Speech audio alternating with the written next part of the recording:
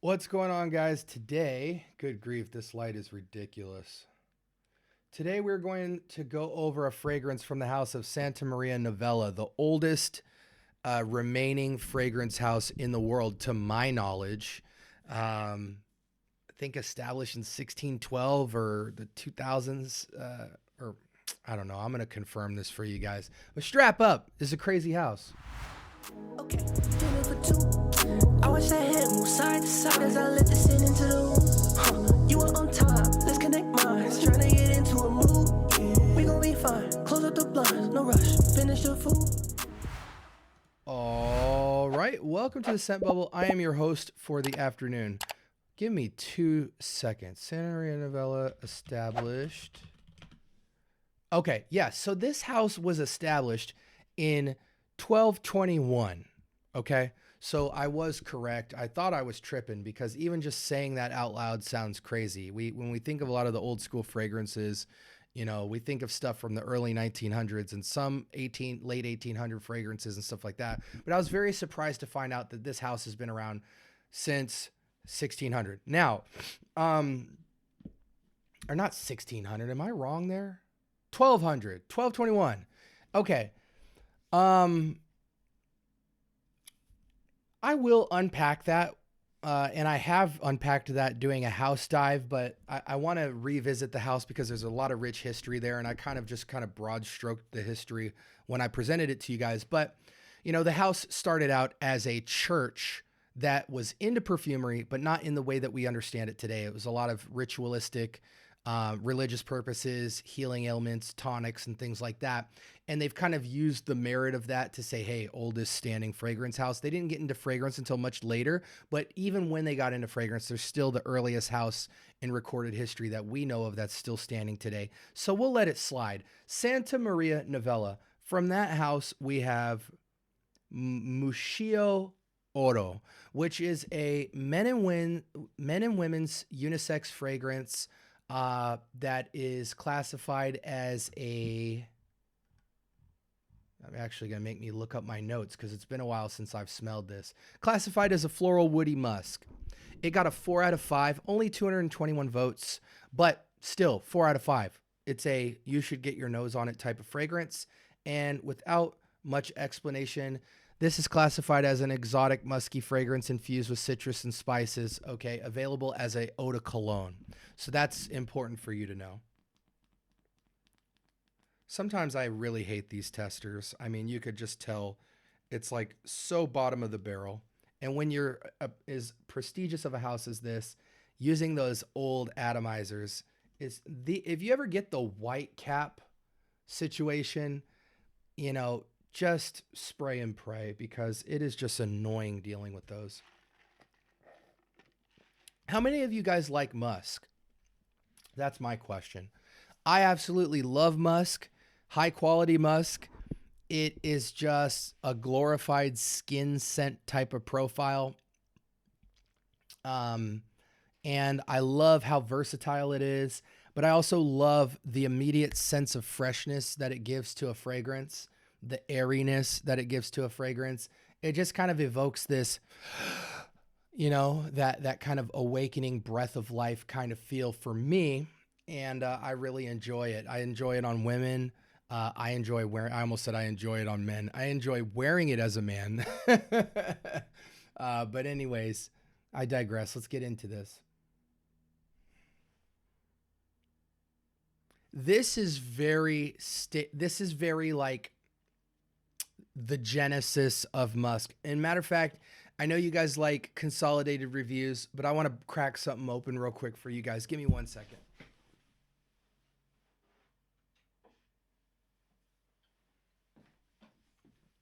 Oh, actually, no.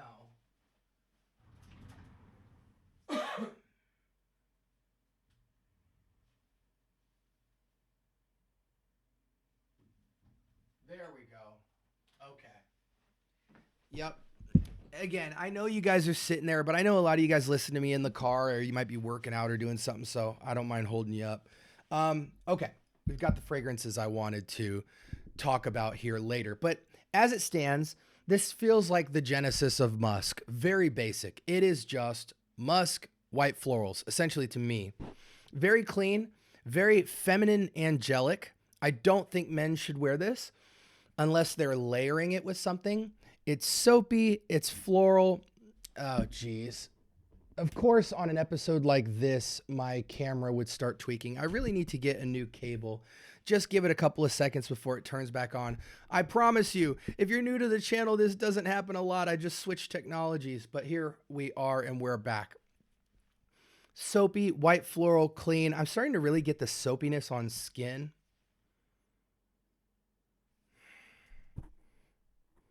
Man, it's interesting. It's sweeter on the test strip. This is why you have to put stuff on skin, because this changes quite a bit on skin. You get this very like simple bar soap kind of feel on skin, but it's definitely musky and white florally. But because that's like the base composition of so many bar soaps, it has such a resemblance. This is very safe. It's not special at all. It's not bad, but it just smells like you took the bar soap across every inch of your skin and voila, right? Let's go ahead and switch screens to see if they want to try and tell me that there's more to this than there is. I'm surprised this got a 4 out of 5. White flowers, lily of the valley, iris, neroli, ylang-ylang, musk, tonka bean, cedarwood, vanilla. I'm going to be truthful with you guys. Don't look at this fragrance and think iris, ylang-ylang, tonka bean, and vanilla are there, because it's not. If those things are a part of this fragrance, it is microdosed, less than 10% of all of that in this. This is 90% this, 90% musk, white flowers, maybe some lily and neroli thrown in there. I don't distinctly smell any tonka bean, any vanilla, any iris, any ylang-ylang, and barely any sweetness. This is like a 3 out of 10 sweet for me.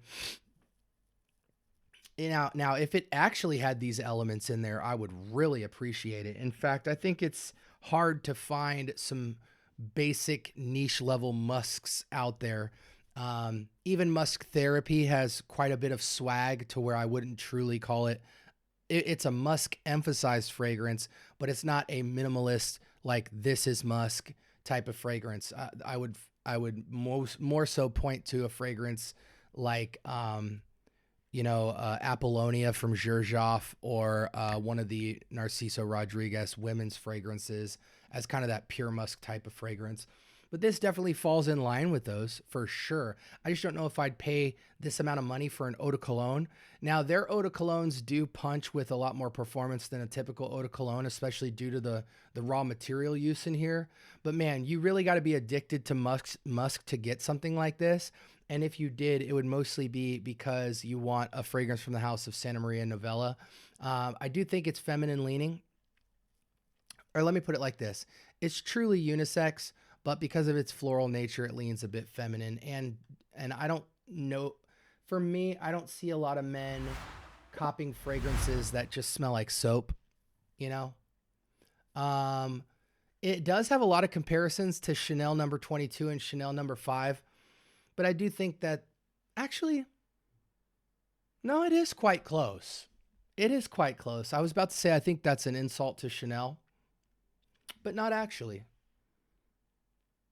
No, it's very close. Ladies, what you need to know about this fragrance is that you will kind of get this, slight reminiscence of things like makeup powder, white powdery makeup, a little bit of dryer sheet, a little bit of linen, a little bit of cotton balls, a little bit of Johnson & Johnson, a little bit of baby oil, just these tiny little angelic, baby-like and feminine facets in the background, to the point where it's almost like a modern polish on old stuff from Estee Lauder and Chanel and Coty and that type of stuff.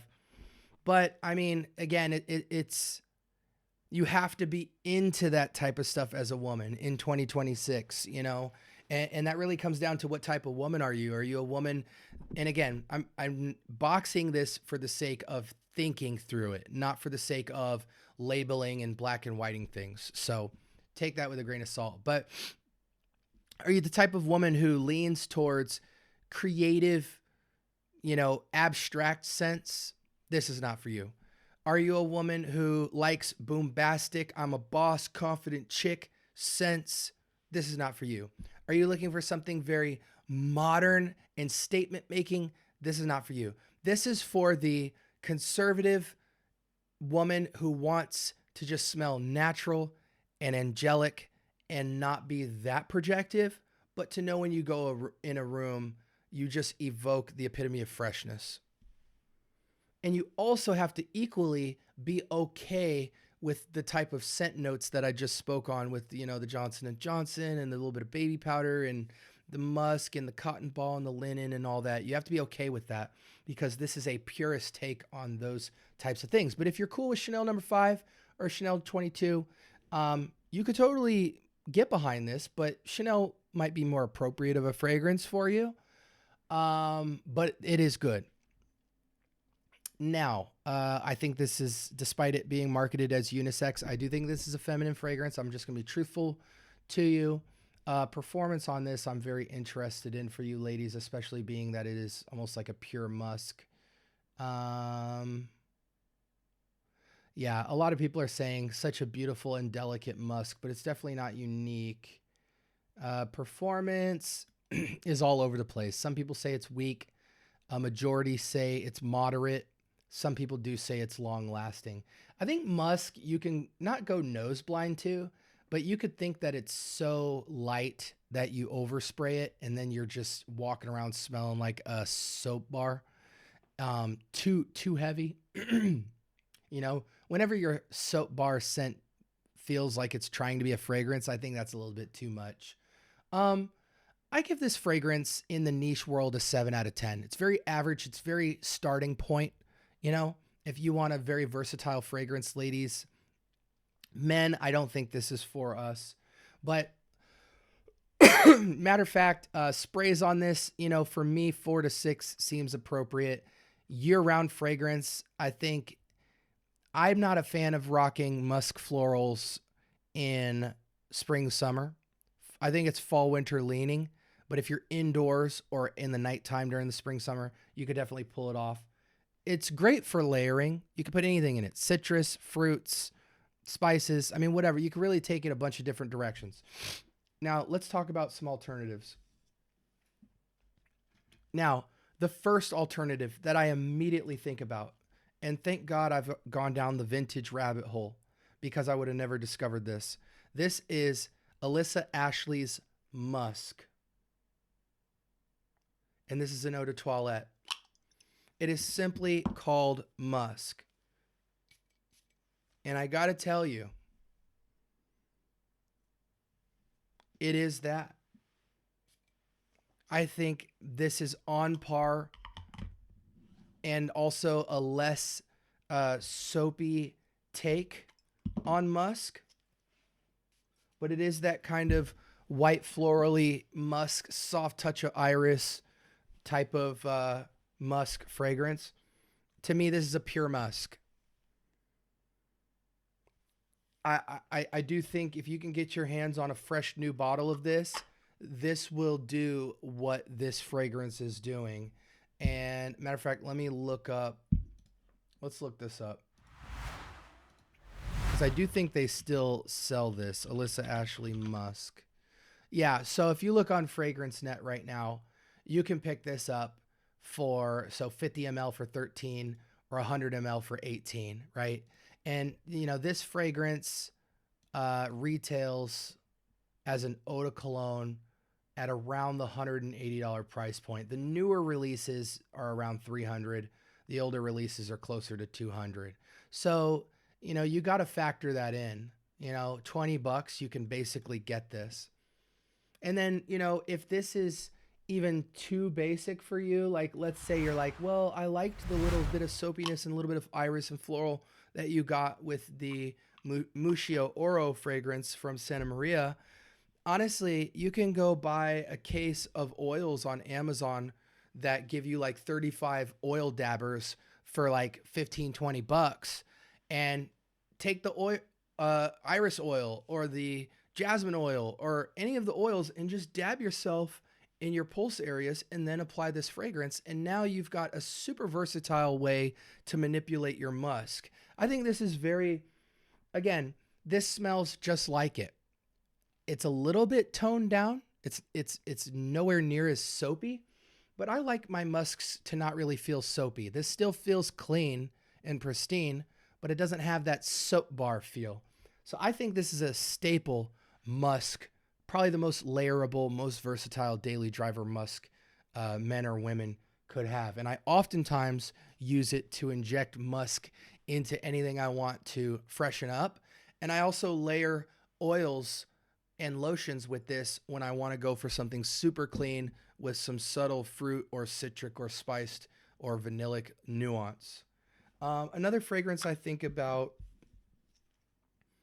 is this fragrance, Pheromone Gold from Neroli and Ylang-Ylang, I think. I think I want to bring this fragrance up. Let me just see. Yes, absolutely. So Pheromone Gold is another alternative. Again, I need to look it up to confirm the name. Pheromone Gold. There we go. Neroli and Ylang-Ylang. Let's switch windows real quick. This is another one that does lean to the soapy, musky quality. Ignore this chart. It's not helpful at all. This is musky, aldehydic, and soapy. Yeah, this note breakdown is not helpful at all because you smell none of that in it. But again, another comparison to Chanel No. 5. So, which is compared to this. If we look all the way down here, you know, you see what I'm working with here. So I am bringing you around some stuff that, and even notice a lot of the recommendations here of something that could replace. Oh, here's, yeah, White Linen, Estee Lauder. Oh, Alyssa Ashley. See, so guys, I know what I'm talking about here. And thankfully for your pleasure, this isn't something I had to go do research on. I stumbled across these musk fragrances and said, wow, these are staple Genesis musks. I'm going to want to recommend them to both men and women. Now, again, I do think women should get into these instead of men, but just because I feel like I'm kind of the Jedi with the lightsaber of my fragrances and I mix and I'm creating stuff, I have great utility with stuff like this to, again, duff out and freshen up fragrances.